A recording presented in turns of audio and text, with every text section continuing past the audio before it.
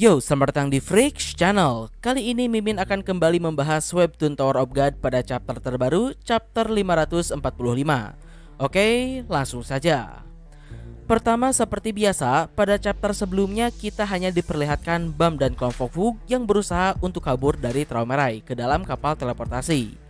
Singkat cerita, dengan berbagai halangan, Bam dan semuanya pun akhirnya benar-benar berhasil masuk ke dalam kapal. Tapi sayang, tidak hanya Bam dan kawan-kawan saja, musuh pun juga berhasil masuk. Menyadari hal tersebut, Hansung kemudian ngide untuk memisahkan kapal menjadi 3 bagian, dan teleportasi pun diaktifkan. Di sini bagian pertama diisi oleh grup Yama bersama dengan Yusracha, Karaka, Dowon, Doom, dan Hansung. Bagian kedua diisi oleh Perseus, Pudidi, Holland, Meyer, dan Candy. Sementara bagian ketiga diisi oleh Bam, Cha, dan Jisungha. Tapi tak diduga, Traumerai pun juga ternyata ada di sana. Lalu chapter pun ditutup dengan bagian kapal Bam dan Traumerai yang sampai di depan kapal milik Lily Alzahar. Nah, masuk pada chapter terbaru, panel pertama dibuka dengan menyorot pada Lilial yang sedang berbicara dengan Silial melalui Pocket. Jadi di sini dijelaskan, ternyata Lilial memang diminta oleh Lopobia untuk kembali ke kapal utama, yang ternyata hanya Lilial saja yang mendapatkan perintah tersebut. Sementara Silial tinggal bersama kelompoknya. Lilial sendiri merasa ada yang aneh dengan hal tersebut, karena biasanya dirinya ini sudah sepaket dengan Silial. Hingga tak lama kemudian, kapal teleportasi pun muncul di hadapannya. Ya, di sini memang tidak disebutkan kenapa Lilial diminta ke kapal utama, tapi sepertinya itu berhubungan dengan Traumerai yang ingin membawa Bam ke dalam Lopobia. Bahkan lebih menariknya lagi, saat ini Lilial memang diminta kembali ke kapal utama, sementara kapal utama sedang diserang oleh Gustang. Tapi di saat yang sama pula, Traumerai dan Bam malah berteleport ke kapal Lilial. Jadi cukup menarik untuk menantikan apa yang akan terjadi pada sisi Bam, Traumerai, dan Lilial ini. Oke, berikutnya kita kembali ke The Nest, tepatnya pada POV Sopiatan. Di sini melihat para Shinhu Mas menghilang bersamaan dengan aura tidak enak yang sebelumnya mengelilingi The Nest, Sopiatan pun merasa lega karena saat ini Lighthouse-nya sudah hampir mencapai batasnya akibat menahan serangan Shinhu Mas tadi. Menyadari kalau keberadaan yang mengerikan tersebut telah hilang, Sopiatan pun langsung bergegas untuk berteleportasi. Sementara itu, adegan juga menyorot pada sisi Mas Chani. Melihat serangan dan aura keberadaan Traumerai menghilang, Mas Chani pun bertanya-tanya tentang apa yang sebenarnya terjadi di luar sana. Tapi kemudian si kapten langsung mengalihkan topik dan kembali menanyakan tentang permintaannya itu. Lalu Mas Chani pun menjawab kalau tawaran tersebut cukup menarik, dan Mas Chani sendiri selalu mengikuti rasa penasarannya. Dan ya, di sisi lain Kun pun langsung menyadari kalau titik teleportasi mereka dirubah. Kun sempat memprotes Mas Chani, tapi tentu saja Mas Chani tidak memperdulikannya dan hanya mengucapkan perpisahan terakhirnya sembari berkata jika mereka memang ditakdirkan, Kun dan kawan-kawan pasti akan bertemu kembali dengan Bam. Lalu berikutnya kita pun diperlihatkan 2 point of view terakhir dari arc The Nest ini. Pertama dari sisi Widow, menurutnya jika bukan karena tameng pemberian sang kepala keluarga, dirinya pasti sudah mati di tengah badai serangan milik Traumerai sebelumnya. Jadi cukup menjelaskan mengapa api Evankel saja tidak bisa menembus tameng tersebut, karena tameng tersebut bahkan cukup kuat untuk menahan serangan Traumerai sekalipun. Lalu kedua, kita diperlihatkan pada situasi Levav dan Kalavan setelah portal diledakkan. Di sana Kalavan tak berniat melakukan sesuatu, sementara Levav berkata kalau dirinya tak tahu kemana mereka pergi, tapi Levav juga berharap yang terbaik bagi mereka. Dan yap, arc The Nest pun resmi ditutup. Berikutnya adegan berpindah pada kelompok Yama dan Karaka.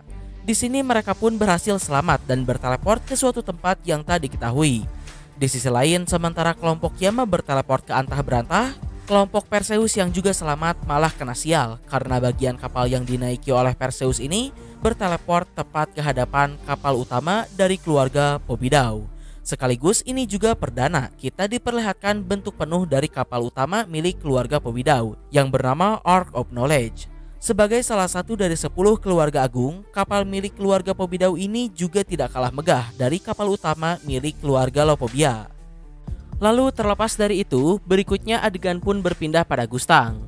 Di sini Gustang masih santuy rokokan sembari menghancurkan kapal-kapal kecil yang ada di sekitar kapal utama. Hingga tak lama kemudian Kirin pun membuat kontak dengan Gustang dan bertanya mengapa Gustang datang ke Lopobia secara pribadi. Tapi Gustang kemudian balik bertanya tentang apa yang ia maksud, karena dari awal pun Lopobia lah yang datang ke dalam wilayah Pobidau dan bahkan membuat camp di sekitar sana. Gustang kemudian memperingatkan Kirin untuk berhati-hati di hadapannya dan segera memanggil Teromerai untuk keluar. Di sisi lain Kirin pun dibuat panik karena seperti yang kalian tahu Teromerai tidak ada di sana. Kirin juga menduga-duga apakah sejak awal Gustang memang sengaja datang karena dirinya tahu Teromerai tidak ada. Tapi yang menariknya juga di saat yang sama kita diperlihatkan kalau Gustang sedang menggerutu karena Teromerai belum juga muncul. Pertanyaannya, apakah sebenarnya si Gustang ini sejak awal sudah mengetahui kalau Teromerai tidak ada di kapal utama atau tidak? Menurut Mimin pribadi, memang pada chapter ini di sepanjang pembicaraan Gustang dengan Kirin tadi, Gustang terlihat seolah tidak tahu kalau Teromerai sedang tidak ada. Tapi sepertinya dan seharusnya Gustang memang mengetahui kalau Teromerai tidak ada di kapal utama. Secara pada chapter sebelumnya pun Gustang berkata kalau dirinya penasaran lebih cepat menghancurkan kapal Lopobia atau Teromerai datang menghentikannya. Menandakan kalau Gustang tahu Teromerai tidak ada di kapal utama. Tapi pada dialog terakhir Gustang tadi, Gustang terlihat kesal karena Teromerai belum juga muncul. Menurut Mimin, dialog tersebut bukan merujuk pada Gustang yang menunggu Teromerai muncul dari kapal utama, melainkan Gustang memang sengaja menunggu Teromerai datang dari The Nest. Namun karena kemunculan Teromerai lebih lama dari perkiraannya, Gustang pun merasa kesal.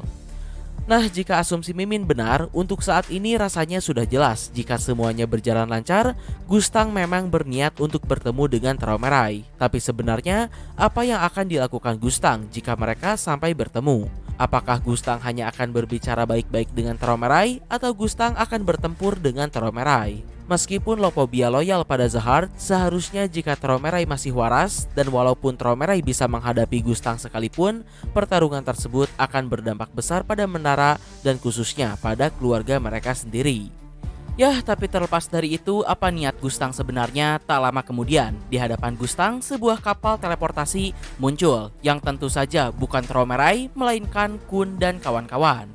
Yap, benar-benar tak diduga, Kun dan kawan-kawan malah berteleport ke hadapan Gustang, sekaligus ke kapal utama Lopobia. Di sini sudah jelas kalau Mas Shani menyetujui permintaan si kapten. Tapi pertanyaannya, kemanakah sebenarnya si kapten mengirim Kun pergi? Apakah ke kapal utama Lopobia atau ke tempat Gustang berada?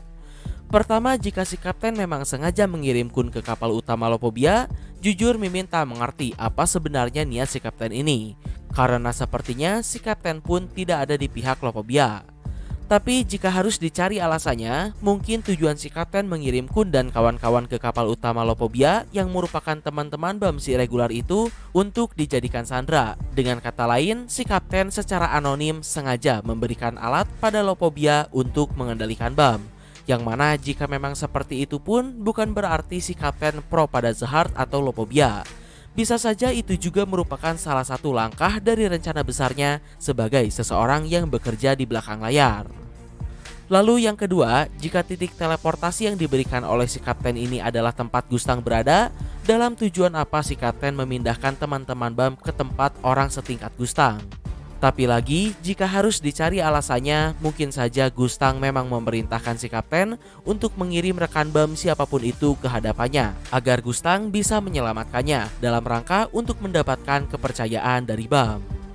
Ya, intinya berhubung saat ini Gustang sendiri belum memperlihatkan reaksi apa-apa, jadi untuk lebih pastinya kita tunggu saja reaksi Gustang di chapter yang akan datang. Jika Gustang tidak tahu apa yang sedang terjadi, kemungkinan besar si kapten memang mengirim teman-teman BAM ini untuk Lopobia. Tapi jika Gustang menyadari apa yang terjadi, mungkin semuanya berjalan sesuai rencana Gustang, sekaligus memastikan kalau si kapten adalah rekan dari Pobidau Gustang. Lalu terlepas dari itu, berikutnya adegan pun kembali berpindah pada kelompok Pudidi dan Perseus. Di sana mereka ditahan oleh Pobidau dan dibawa ke dalam kapal utama. Pudidi dan Perseus pun terlihat panik karena bagaimana tidak, mereka saat ini benar-benar sedang berada di tengah markas musuh.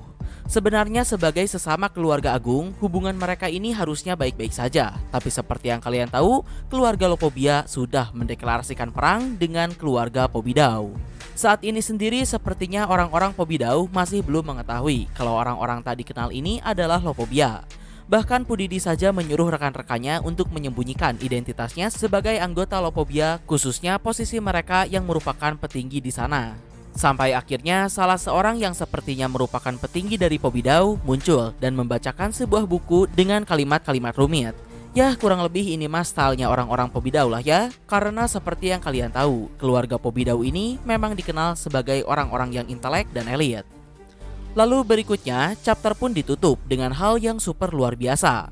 Akhirnya kita kembali diperlihatkan dua orang perempuan berambut biru dan kuning yang tentu saja kita semua tahu siapa orang yang Mimin maksud.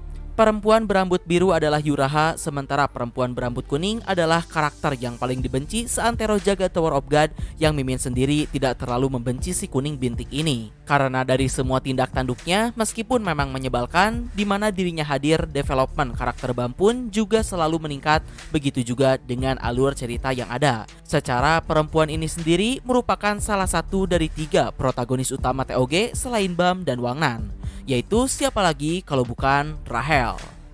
Ya, sepertinya pada cerita yang akan datang kita akan diperlihatkan lebih banyak tentang si Rahel ini selama kehidupannya di tengah keluarga Pobidau. Dan mungkin kita juga akan diungkapkan tentang apa 3 permintaan yang Rahel minta dari Gustang.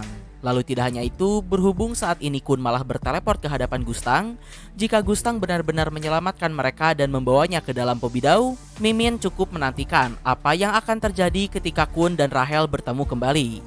Ya, intinya kita pantau saja bagaimana cara Kun akan membuli Rahel di tengah keluarga Pobidau ini jika mereka sampai bertemu.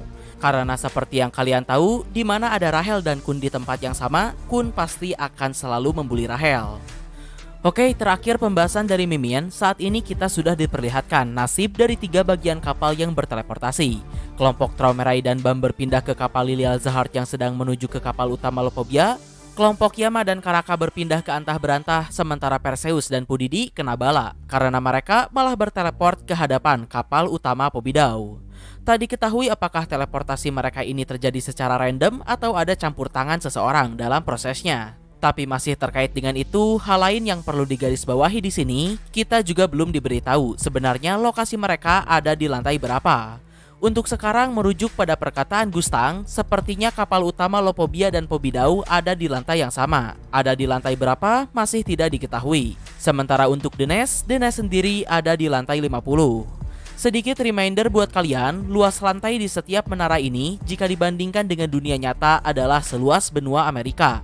Jadi meskipun semua kejadian huru-hara ini ada di lantai yang sama pun masih masuk akal. Nah, mungkin kurang lebih itulah pembahasan Mimin pada chapter terbaru ini. Mohon maaf untuk kesalahan dan kekurangannya. Like, subscribe kalau suka, komen, beda kritik dan saran. Terima kasih telah menonton. Ciao.